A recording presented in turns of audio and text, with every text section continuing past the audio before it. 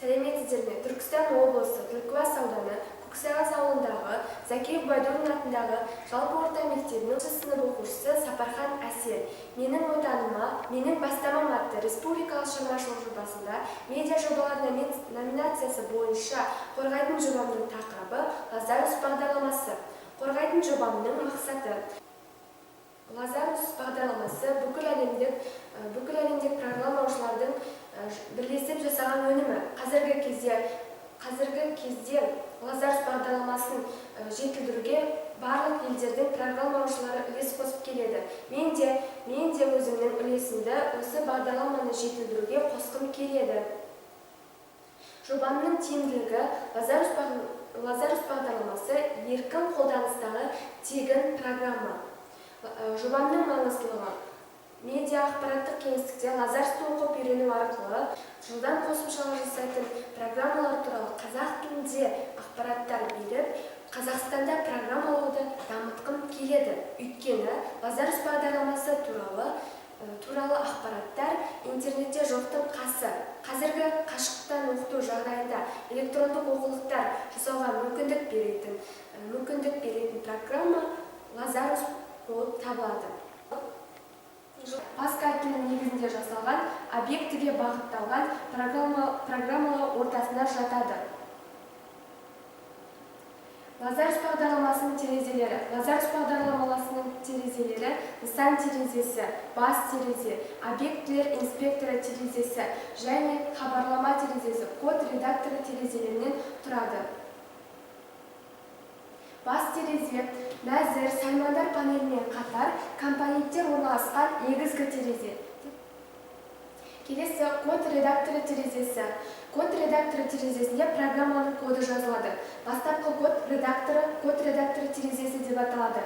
Программа мәтінін теріп болғаннан кейін компиляция жасау үшін меню, запустить командалар тізбегін немесе F9 пернесін басу керек. Келесі нысан терезесі. Бұл терезені жоба пішіні деп атайды. Лазарус автоматты түрде форм немесе жоба пішіні атауымен бос терезені ашады. Жоба пішіні жасалынатын жобаның сыртқы көрінісін құрастырады. Жобаға пішінді қосу үшін файл, создать форму командалар тізбегін орындаймыз. Келесі объектілер инспекторы терезесі.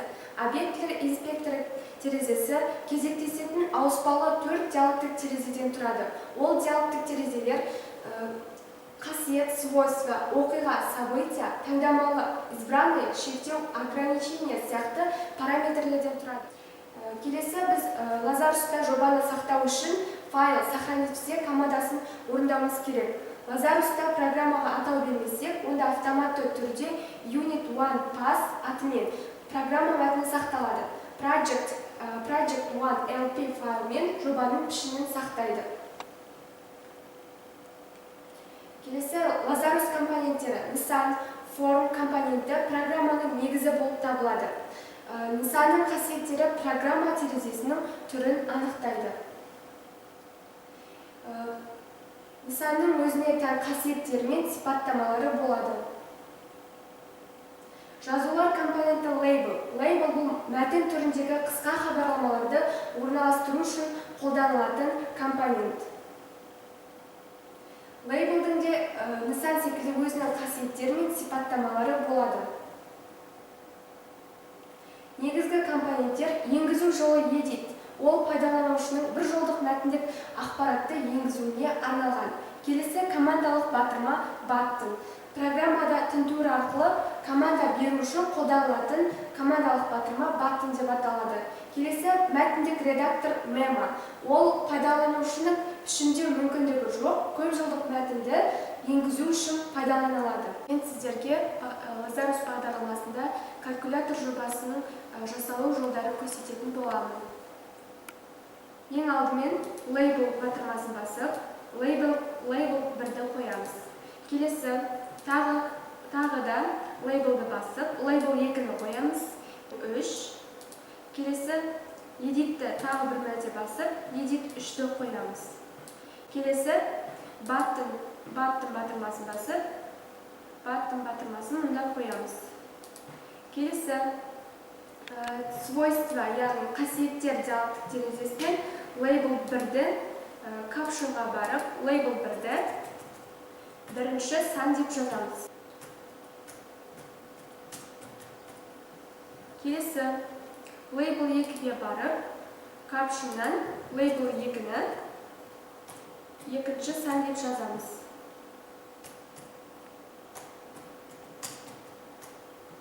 Келесі label 3-ге барып, label 3-ті нәтиже деп жазамыз. Келесі баттың батырмасына барып, captionнан свойства қасиеттер бөлімінен captionнан қосу бөлімін жазып, баттынды қосу деп атаймыз. Келесі edit 1-ге барып, текст бөлімінен editті бос қалдырамыз. Келесі edit 2-ні де бос жол қалдырамыз. Үшінші edit 3-ге де бос жол қалдырамыз. Енді біз код редакторына барып, қосудың үстін, яғни баттың батырмасын бассақ, бізге код терезесі ашылады, программалық код жазатын терезе бізге ашылады. Сонымен калькулятор жобасының кодын тереміз. Мінекей біз калькулятор жобасының кодын жазып болдық. Енді менюдағы запустить командаларын орындаймыз.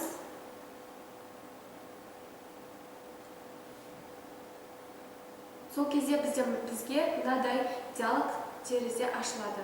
Енді осы жерге мысал ретінде 15 санымен 17 санын алсақ, қосу батырмасын басамыз, сол кезде бізде нәтиже терезесіне нәтиже шығатын болады. Мен сіздерге калькулятордың қарапайым түрін көрсеттім. Бұны басқа да амалдарды қосу, азайту, бөлу, көбейту амалдарын қоса отырып, күрделі типін жасауға болады. Лазарус бағдарламасының артықшылықтарын айтып кетсем, Лазарус бағдарламасында жұмыс жасау мына себептер бойынша ыңғайлы болады. Интерфейстің ыңғайлылығы, пайдаланушы ақпараттық кеңістігін ұйымдастыру оңай, өзіндік жұмыс дағдылары және жобалық құжаттаманы рәсімдеу дағдылары Лазарустың артықшылықтары. Назарларыңызға рахмет.